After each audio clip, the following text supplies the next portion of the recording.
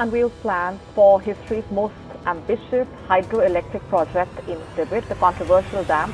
High above the world, where the Tibetan plateau meets the snow-capped Himalayas, a river begins its journey. In Tibet, it is called the Yarlung Tsangpo. As it crosses into India, it becomes the Shang, and further downstream it transforms into the mighty Brahmaputra, nourishing millions in India and Bangladesh. But this river, a symbol of life and continuity, is now becoming a line of tension. What was once a natural link between nations has turned into a strategic battleground, because water here is not only a gift of nature, but also a tool of power. In 2025, China broke ground on what it proudly calls the project of the century, the world's largest hydropower dam on the Yarlung Tsangpo. Stretching across one of the deepest gorges on Earth, the dam promises to generate more power than the legendary Three Gorges project. To Chinese planners, this is about much more than electricity. It is about transforming Tibet into a powerhouse of clean energy, securing water control, and showcasing China's engineering dominance. State media insists the project is safe, that it will not harm those downstream, that it is purely developmental. But India does not see it that way. To Indian leaders, China's hands on the upper reaches of the Brahmaputra look less like clean energy and more like a giant tap, a tap that can be opened or closed at Beijing's will.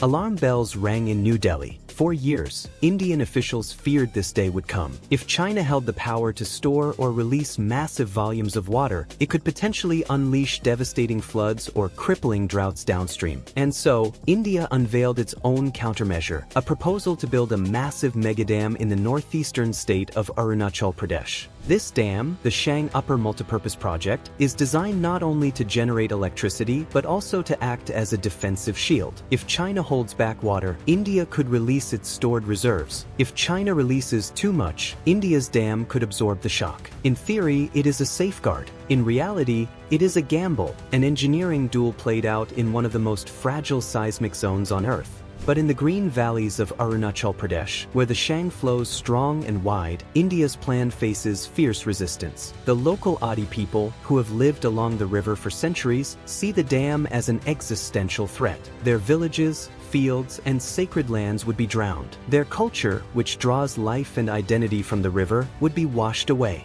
One leader, Taper Jamo, famously raised a bow with a poison-tipped arrow during a protest, vowing to fight until his last breath. His words echoed across the valley. It is from the Shang that we draw our identity and culture. If the river is dammed, we also cease to exist. For these communities, the dam is not just about power or security. It is about survival, memory, and dignity. Unlike traditional conflicts, this showdown has no soldiers marching, no borders redrawn by gunfire. Instead, it is a silent war of water. Control of the river means control of agriculture, of drinking supplies, of entire economies downstream. And unlike oil or minerals, water cannot be replaced. To many experts, the danger is not that China will deliberately weaponize water. It is that mismanagement, secrecy, and mistrust will cause chaos. Without transparency about dam operations, even a seasonal release could be misinterpreted as a hostile act. A sudden flood could spark accusations of sabotage. A dry season could trigger fears of diversion.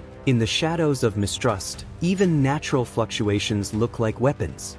Adding to this tension is the fragility of the Himalayas themselves. This is one of the world's most seismically active regions, crisscrossed with fault lines and prone to powerful earthquakes. Building enormous dams here is like placing glass towers on shifting sand. Then there are the glaciers. As climate change accelerates, Himalayan glaciers are melting at alarming rates. This creates unstable glacial lakes that can burst without warning, unleashing torrents of water downstream. In fact, Indian authorities have already flagged over 100 dams in the Himalayas as being at risk of such catastrophic floods. A chain reaction of natural disaster and man-made infrastructure could be devastating beyond imagination. Farther south, another country watches anxiously, Bangladesh. The Brahmaputra is its lifeline, feeding its rice fields, replenishing its soil, and sustaining its people. Any disruption upstream, whether by China's giant dam or India's defensive one, will ripple into Bangladesh, potentially creating famine, displacement, and social unrest. For Dhaka, this is not a distant geopolitical chess game. It is a question of daily bread, of whether families will have enough water to drink and fields to sow. The stakes are existential. India has formally conveyed its concerns to China, demanding transparency and guarantees. China, in turn, insists it will never use hydropower projects to harm its neighbors. But without a binding water-sharing treaty, these words remain fragile. Experts urge cooperation, data sharing on river flows, joint management of the Brahmaputra basin, and environmental safeguards. Such collaboration could transform a rivalry into resilience. Yet the political climate between India and China, already strained by border clashes in Ladakh and economic competition, makes true cooperation difficult. Instead, the pattern seems to be escalation. One dam answered by another, mistrust fueling mistrust. Step away from the boardrooms and you find ordinary people living in the dam's shadow. In Arunachal Pradesh, villagers whisper of losing ancestral graves to the reservoir.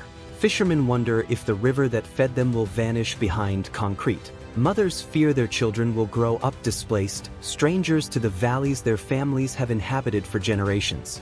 In Tibet, too, nomadic herders face displacement as construction zones expand. And downstream in Assam, farmers worry about unpredictable floods that could wash away their crops. These voices rarely appear in headlines, but they are the real heart of this story. While governments speak of megawatts and strategic balance, ordinary lives hang in the balance.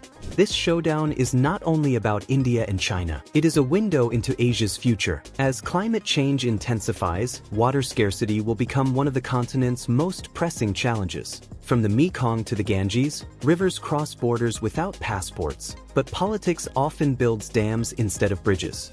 The Himalayan showdown reminds us that the wars of tomorrow may not be fought for land or ideology, but for the simplest element of all, water. Control of rivers could define who eats, who starves, who prospers, and who falls behind.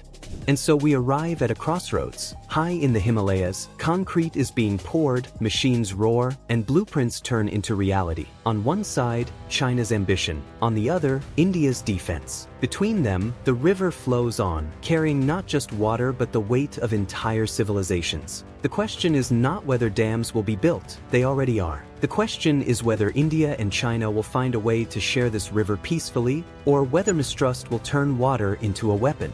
For now, the Brahmaputra runs as it always has, wild, powerful, untamed. But as walls of concrete rise on its path, its future, and the future of millions who depend on it, grows uncertain.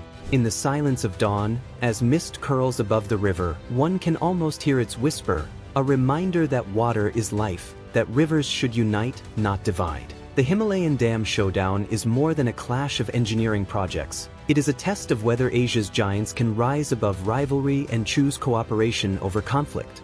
Because in the end, no nation truly owns a river. A river owns us all.